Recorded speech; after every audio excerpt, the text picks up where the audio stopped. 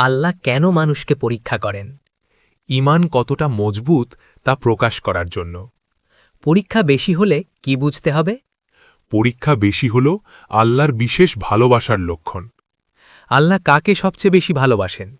যে গুনাহ করার পরেও লজ্জিত হয়ে আল্লাহর নিকট ফিরে আসে। কোন ইবাদত মানুষকে আল্লাহর সবচেয়ে নিকটে নিয়ে আসে? সিজদা মানুষকে আল্লাহর সবচেয়ে নিকটে নিয়ে আসে। কোন রাত হাজার মাসের চেয়ে উত্তম? লাইলাতুল কদরের রাত। কোন মানুষ উত্তম?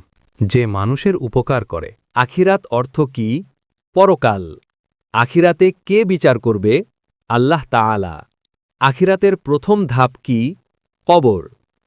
আখিরাতে সৎকর্মশীলদের পুরস্কার কি? জান্নাত। আখিরাতে পাপের ফল কি? জাহান্নাম। কবরে প্রশ্ন করবে কে? মুনকার নাকির। আখিরাতে কে সুপারিশ করবে? হজরত মুহাম্মদ সাল্লাল্লাহু আলাইহি ওয়াসাল্লাম। নামাজ কয় ওয়াক্ত? নামাজ 5 ওয়াক্ত। নামাজের আগে কি করতে হয়? অজু করতে হয়। জায়নামাজে দাঁড়িয়ে নামাজ শুরু হওয়ার আগে কি করতে হয়? নামাজের নিয়ত করতে হয়। নবীজি সাল্লাল্লাহু আলাইহি ওয়াসাল্লামকে স্বপ্নে দেখার দোয়া কি?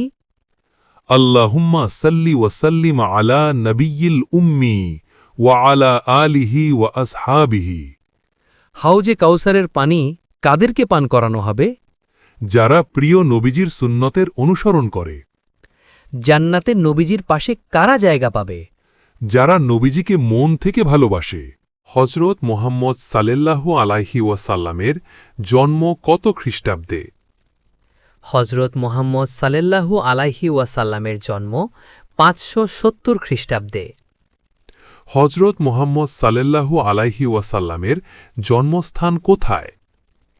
মুহাম্মদ সাল্লাল্লাহু আলাইহি ওয়াসাল্লামের জন্মস্থান মক্কা নগরীতে।